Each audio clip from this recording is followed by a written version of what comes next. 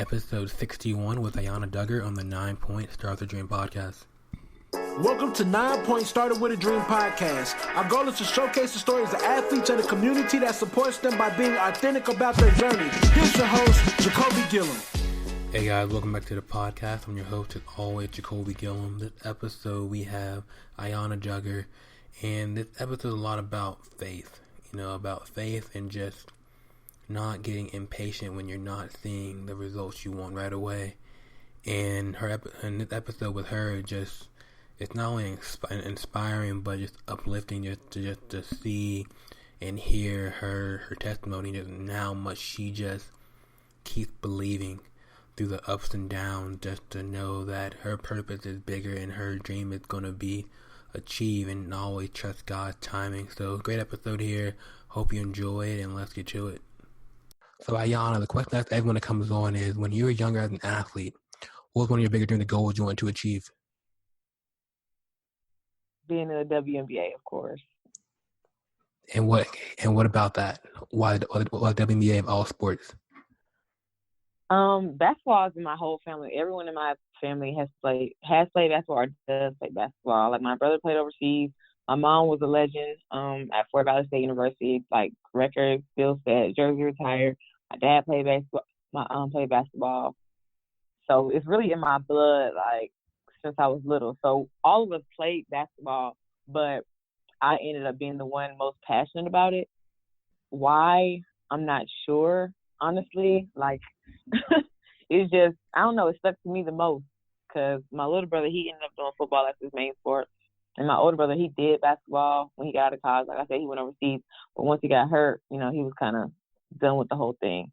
And my little sister, she just re-injured herself earlier this year. So she, was kind of just, like, done with it. But for me, like, I played, when I was in high school, I did cheerleading, I did track, and I also did basketball. But basketball was it's always been my main thing, my main sport, like my passion.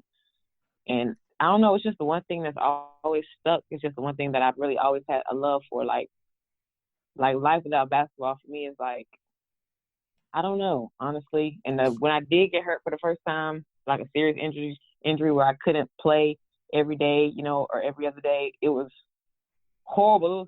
It was during one of the most darkest periods of my life. So I can relate. I can relate to that for sure. Yeah. So basketball it's always been that thing. It's my pressure release. Like, it's everything. So for you, it was like your constant, right? It was that thing that they can always go to, that would never, let you down, in a sense. Yes. Always, like, it's, and to this day, it's still that for me. Like, it's everything to me. So, like, even just talking about it, I get emotional because I don't know what I would do without it, Because for you, the game took you so many places, right? Like, it took you from, like, from the kid with the dream to, to the high school and the college, now playing, professionally, right? So it was like that thing that kind of, it helped you grow up, in a sense. Basically, because it's like, without it, like, I really couldn't picture my life. Well, what I say is, like, a civilian, people who don't do sports. So, and I couldn't picture my life, like, I know one day I'm going to have to, so I'm not going to be able to play anymore, but I feel like that's so far away, and I pray that it's so far away. And, like, for right now, it's just like, that's the one thing, like, that's what all my energy goes towards, like, basketball. Like, all my sacrifices is always for basketball, and I have never met anyone with this much passion for the game as I have ever. So for you growing up, how did the journey go? So what was it always, an easy road with the game?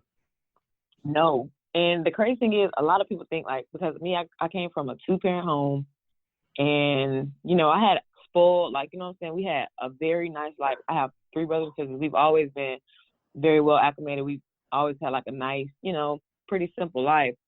But when I went to college, I was scolded. I was ridiculed. Like, I was, picked on for that, because I went to a HBCU. I went to Fort Valley State University, and most of the girls were from, like, country towns, like 1-parent homes. The father wasn't around.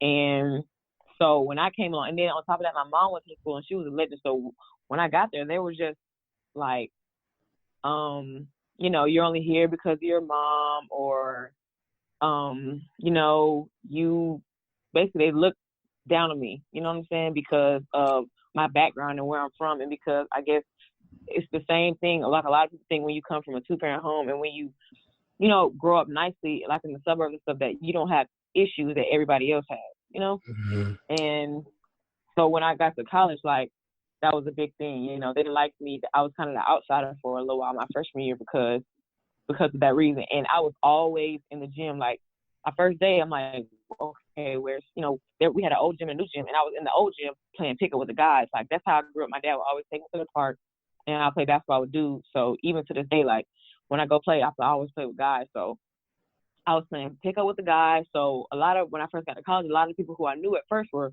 male because they knew me from the gym. So, they scolded me for that, like, oh, she's out there. Oh, you know what I'm saying? She's, all the guys know her, so she must be fast, and she must be this and that. And it's just like, no, they know because I'm in the gym. You know what I mean? And, like, a lot of people, they didn't take it seriously. Like, yeah, they were there on a scholarship. But, basically, like, their playing time and everything was given to them. They didn't have to work for it. Like, I've never, besides, like, the things that my parents have given me and the abilities and the blessings that I get from God, like, I have never been given anything, especially with basketball. And basketball is like the one thing that I've always wanted. And I've never been given an opportunity just because. I have to work hard for every opportunity that I get. And now, trying to go playing like semi-pro and trying to go overseas and everything, I had to work 2-3 times as hard because of my size. I didn't come from like a big D1 major school, so it's not like I was just well known. And on top of that, when I was in college, I played, but I wasn't just like a star athlete because, one, I didn't get along with the coaches because of that reason. Like, after my freshman year, the coach left. My freshman year, the coach, basically, he was checked out because he knew he was about to retire. So he, he was there, but he really wasn't there. So after that, the year after that, he retired, and my mom was like, maybe you should leave. And I was like, no, I'll stay because hopefully it'll be a better year because my freshman year wasn't good. Like, I didn't get that much playing time. And it's not like I wasn't earning it. It was just, the coach had favorites. And like I said, he was on his way out, so he really didn't care. So I'm like, okay, we're getting a new coach, so hopefully everything was better. And it ended up being way worse. Like, the coach that came in, she had been there before as an assistant. So once she got there, she was young at that. She was like 27 or 28. So she had her favorites. And, she was struggling with being a coach and trying to be friends with the players, like that sort of thing. So because I wasn't one to suck up and, do all the extra stuff off the court, like, I always thought, like, okay, if I work hard, I could just earn my place because that's what I've always been taught. And, usually that's how it's supposed to go. But once I got to college, I learned that that's not always how it goes.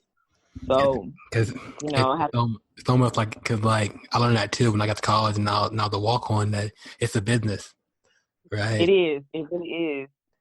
Like, and it's so frustrating. It's so annoying.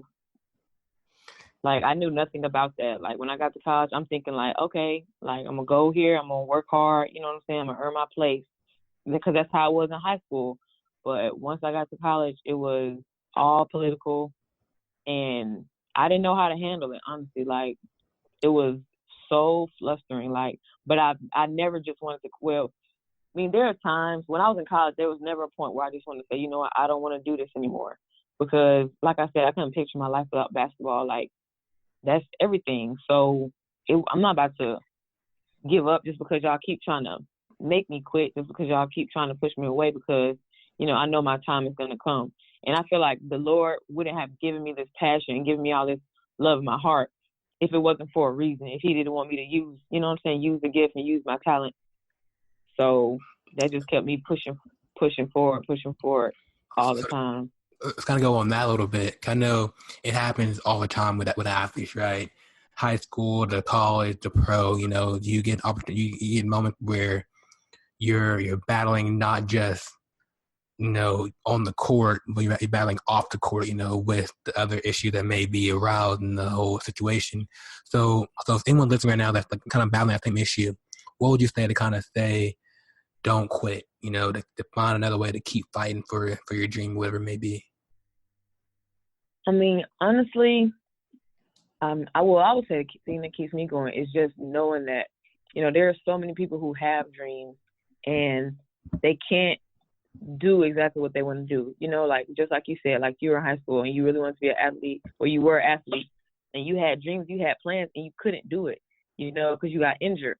And I feel like if God gives you a talent, he gives you a gift, he gives you an ability, I feel like it's insulting to him to not use it, because he didn't have to give it to you. Nothing we have, we haven't earned anything that we have from God. Any blessings that we have, we haven't earned them.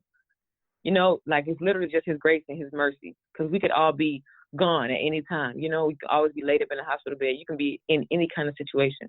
So I feel like if he's giving you a gift, no matter what the circumstances, if you can get up and get out your bed and do, do whatever that may be, whether it's sports or whether it's anything else, then, do it, and don't let anybody stop you.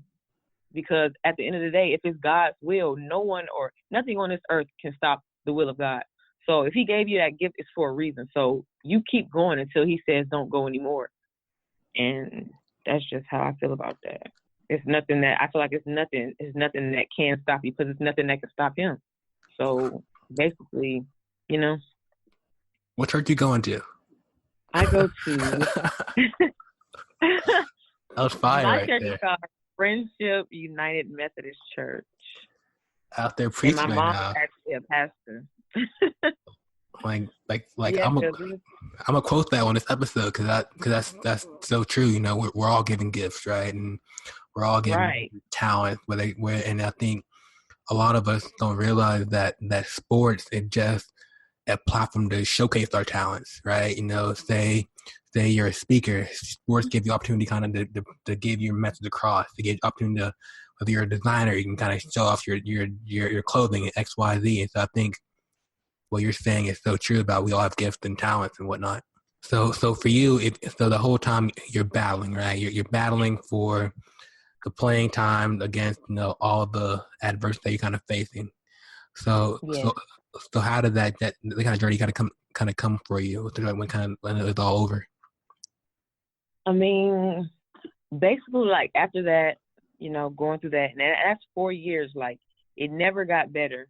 That's going through that for 4 years. If anything, it got worse, because by your senior and junior year, you're thinking that you're not gonna have to deal with these same things that you was dealing with your freshman and sophomore year.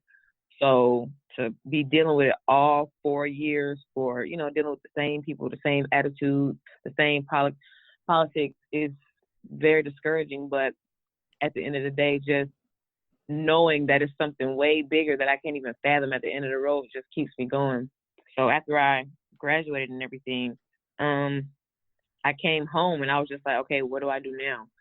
Because like when my brother got out of college, my dad was kind of like helping him trying to go overseas, like combines and stuff like that, combines and stuff like that. Like him and my uncle helping him with everything, get an agent, all that kind of stuff. But once I graduated from college, my dad was like, okay, like you have to get a job, because by November I want you out of my house. And he wasn't saying it to be malicious or anything, but he was just basically like, I don't know. I feel like, the same kind of support system wasn't there. It wasn't like, okay, now that you graduate, let's get you an agent. Let's get you, in some combines. Let's do everything we can do to get you overseas. Because, that's how it was for my brother once he got out. And, that wasn't waiting for me when I graduated. So I was kind of lost. I was just kind of thrown up like, okay, what do I do now? I wasn't going to have any help from my coach at Fort Valley. And I didn't even know where to begin. So basically it was just me going to the gym, trying to meet people, looking online, like that kind of thing. Literally, I probably played in every league in Atlanta. Just at every gym and in every league. Like the team I play for now is actually out of Augusta. Last year I was playing for a team out of South Carolina, like just getting my face out there trying to meet people, And I've been doing that for it's been 3 years now, because I graduated in 2016. And I told myself once I got out of college, I was like, if I'm not overseas by the time I turn 24, then I'm just gonna hang it up. But I turned 24 last year, and I'm like, I come too far now. Like, you know what I'm saying? The progress is there. It's there. I'm just waiting for my time. So I was like, of course I can't hang it up and give it up now. Like, the passion hasn't gone anywhere. If anything, it's gotten stronger. So after that, I was just like, I know I'm getting close. So I basically just kept pushing. And last year, around like December, because like going through everything I went through in college, and then my junior year in college, I ended up getting in a relationship and dealing with domestic violence. So between that and everything I was dealing with basketball, it was a hard 2 years, mentally, my junior and senior year. So after I finally got out of that, I was kind of like, I would say more in the world than what I would like to have been. Like, my relationship with God had fallen off as far as, really just talking to him every day and having that close relationship with him. It had kind of fallen off. Like, I was still praying and doing everything, but it was, I would say, like, the minimum, basically, like, But yeah, December of 2017, I kind of got like a wake up call. And one thing I can say about God, like, if he wants to get your attention, he knows how to get your attention. Like, and he knows exactly how to get your attention. And I had never been in situations where I'm like, oh, this is God trying to get my attention. So when it happens, it's like you're stuck for a little bit because you're like, what's up? Oh, you talking to me? Like, what's really going on? So when that happened, I was just, kind of stuck for a little bit. And it took me a while to realize, like, how far away from him I had gotten.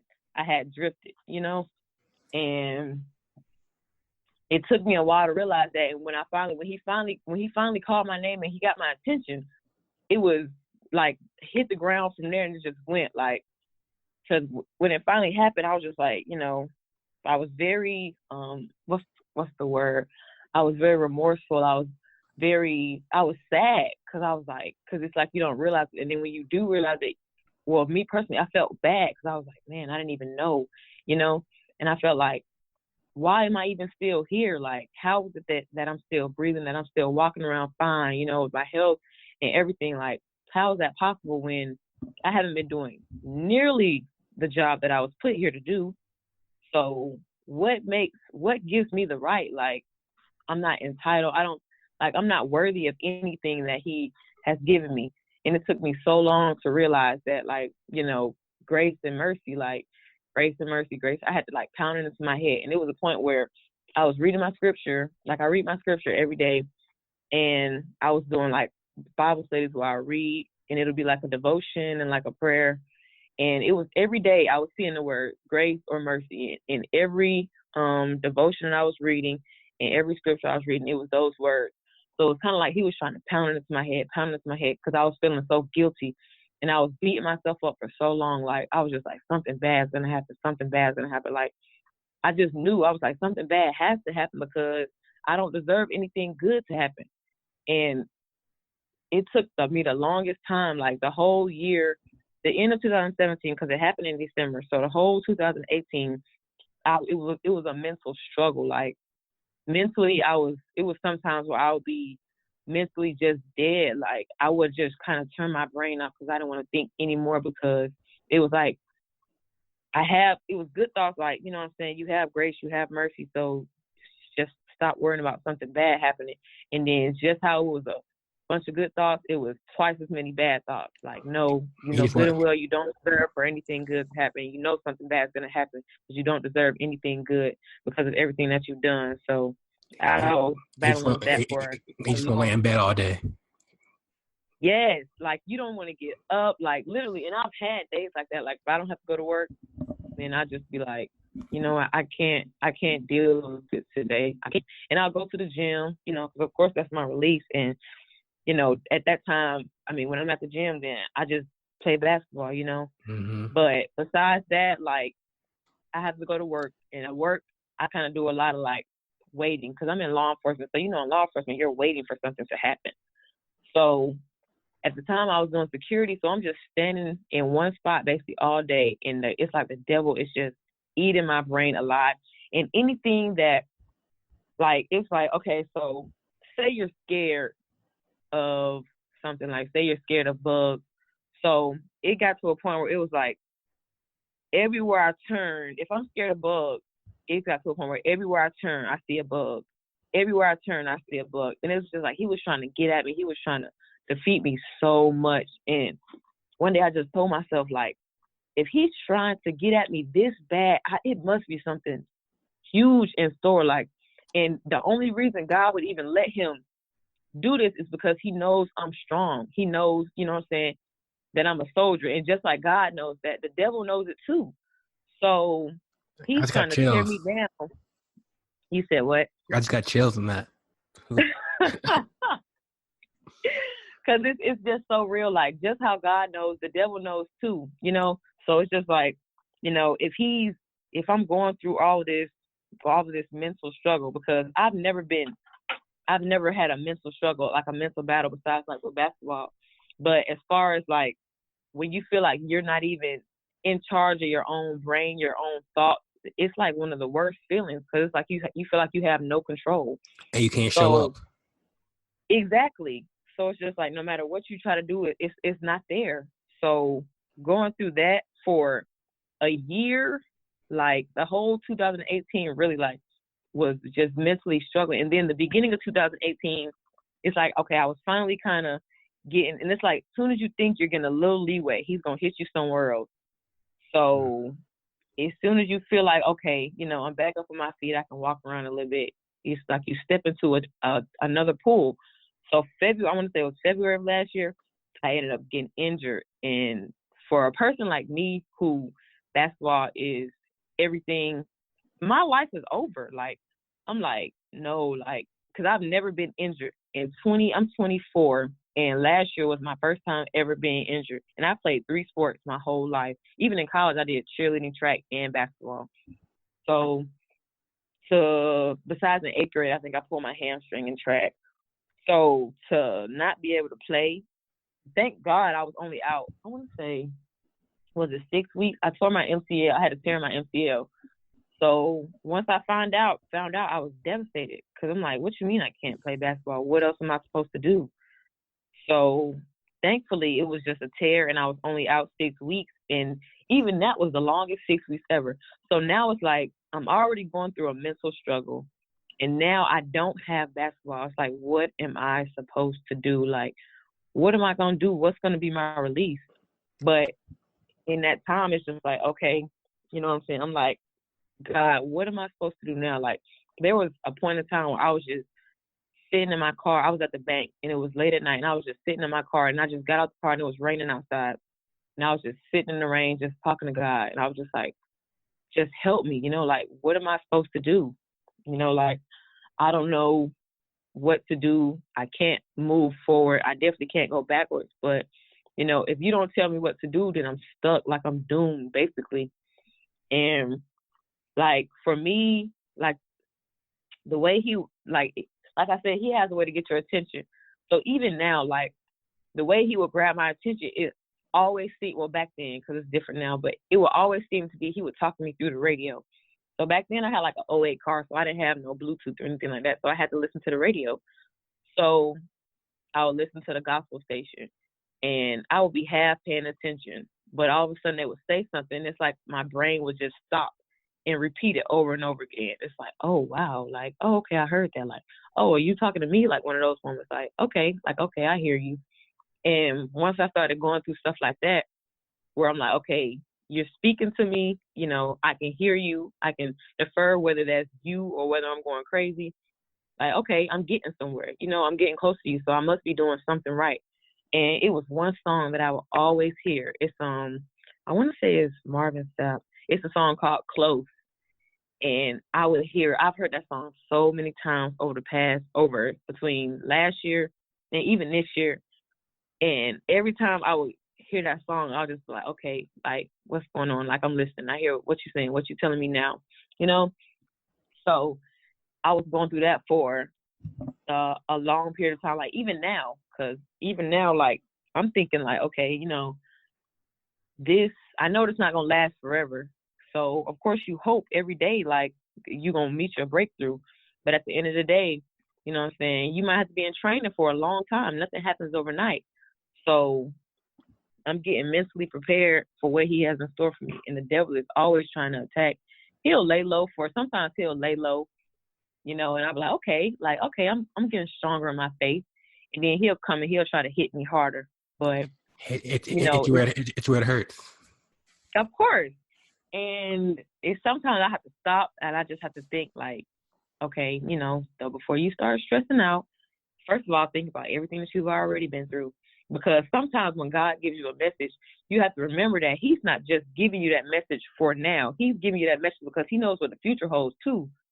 So if he tells you one thing, if he tells you, I'm not going to let anything happen to you, he's not talking about, I'm not going to let anything happen to you today. He's saying, no, I'm not going to let anything happen to you, period.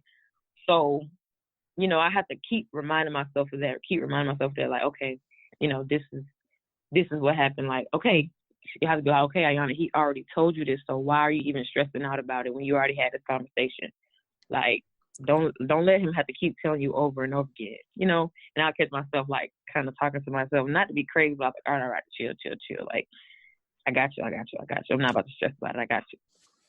So it'd be like time. I can relate to that, like for sure, because I was going through something similar. Like I was just like, man, like what's happening? I'm from being, A1 to being like, dang, like everything terrible. Well, then I remember I read something, I saw a video about the story of David, and how David knew, what his life was going to be, but he still worked for it. He went back to work. He understood. He had to humble himself to understand that, no matter what you're going through right now, it's the only preparation for what the future's coming. Exactly. And you have to really remind yourself sometimes, like, everything that you're going through now is just preparing you for, greatness, preparing you for your destiny that God has in store for you. So, you can't really just get content, or you can't, just get down on yourself because of the small things that happen. So I had to just, keep telling myself, keep motivating myself, keep pushing myself, like, praying, everything. And every day, it's still like, every day I ask God for wisdom, and I ask him to order my steps, but I ask him to just always remind me that, anything that happens is a part of his plan. And no matter what my plan is, his plan is 10 times bigger than mine. So, I have to just relax. Like, okay, you know what I'm saying? I might not have wanted it to go this way, but at the end of the day, his plan is way bigger than mine. And if I have a plan and I feel like it's big, but his plan is bigger than mine, I'm going to go with his plan. So, I just have to keep going. And, at one point, I was on the phone with my friend, and she was like, because I was just, still getting down on myself because as humans, you're going to make mistakes. You're going to sin. And I had to remind myself forever that, okay, that's why Jesus died. That's why Jesus died. And that never clicked for me, because everybody knows Jesus died, to save our sins. But that never clicked for me until like last year. And I was like, oh, okay. So basically I had to tell myself, like, you get salvation without condemnation. So, you know what I'm saying? It's there at the end of the road, and you're not about to be condemned for every little thing you do. And my friend had to tell me, and it really clicked. She was like, Paul, which was one of the disciples, he was I want to say it was Paul. I know it started with a P, but he was a whole murderer, before he found Jesus. And when she told me that, of course, you think, like, okay, well, I know I hadn't done anything as bad as murder. So if he can come back and be good, I know I can come back and be good. And it was that sort of thing. I was just like, okay, well, if he can bring, he working with people like that, like, you know what I'm saying, it's nothing too big. It's nothing that I can do that's just going to scare him away. He's not going to just stop forgiving me and just stop, claiming me as his child and watching over me and protecting me. Like, his will is not going to change because of something I do. There's nothing I can do to change his will. So if he has plans for me, then that's just it. That's what it is. So it's no sense to me just hanging my head every time I make a mistake. You know what I mean? For sure. I think that's so valuable to anyone listening, just to kind of just to have that perspective, just that that you're not done. You know, no Right. matter what you're going through, no matter the ups and downs, the injuries, the getting cut from the team, you know, the politics, whatever it may be, like you're not done. You're only done if you stop. You know, Exactly. for you, whatever, like you know, like you were battling everything like this, but you still have the game, right? So how's the game going for you now? Great. I was really blessed to find an agent who, had a relationship with God. That's another thing because I've been waiting. I'm looking for agents, and finally I came across this agent, Damon Harper. And when I first talked to him, he was asking me, do I go to church and like what's my relationship like?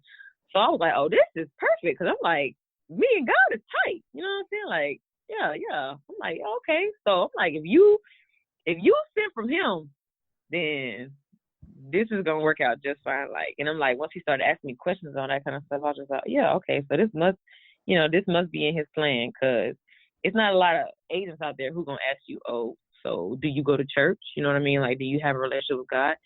I don't know too many people who have agents like that. So once I started talking to him more, and he started asking me about my journey. I was like, okay. So, I was kind of talking to God like, okay, I see you got a plan. I see. I just caught myself laughing to myself like, okay. Like, sometimes I'll be like, okay, you think you slick, but I see what you got going on. So, Shout out to Damon. I finally, right. And I finally touched bases with him. I want to say it was either early March or late February. I want to say it was in March.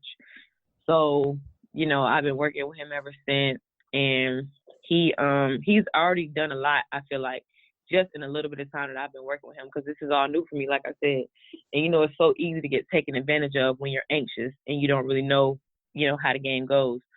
So for me to be able to find someone like him who has a relationship with God, who I feel comfortable with, who I feel like is not going to take advantage of me, who's looking out in my best interest, I feel like it was a blessing, and it was just in due time. You know what I mean? So every time I want to, I start to get impatient. I just know, like, okay, you know what I mean? He's got a plan. He's got a plan, and I'm getting closer and closer. So I finally have, I'm finally getting close, and I'm finally, getting stronger and stronger every day. And I'm always in the gym. I'm always working out because I know my opportunity is coming. So, I'm progressing, of course, with basketball and with my relationship with God, which is the most important. And then to have Damon on my team who, then is going to do his part. He's going to, get me where God wants me to be. I really don't have any worries. Like, before I was very impatient, but now I'm like, okay, I'm just like, okay, let me get right. Because when I get that call, then I need to be ready because this is what I've been waiting on my whole life. So that's where I'm at now. And I already know David. You said what? Oh, no, it started with a dream, Right. And it's like I already know that he has some stuff in the works, so I'm just doing my part, getting in shape, getting in the gym, making sure I'm, ready. Because when it finally happens, then I'm doing it for God. I'm representing Him, and I always ask that He help me to remember that. In everything I do, I'm representing Him, and I'm doing His will. So I need to be at my best, like, period. If I got to show out for Him when the time comes, like. At all times, like, I always want to show out for him.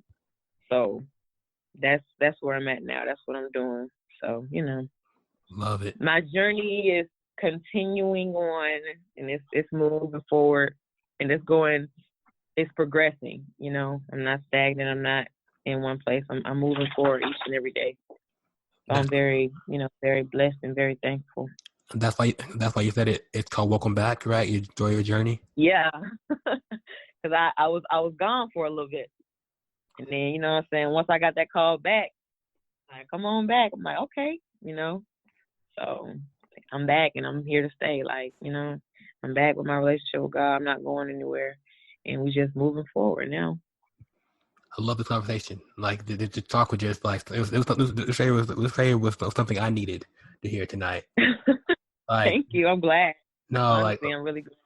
Like for real, because I know, like, in lifting as well, like, we have these moments where we get so in our head, about all the negative, all the stuff that we all have these places where we want to be, right?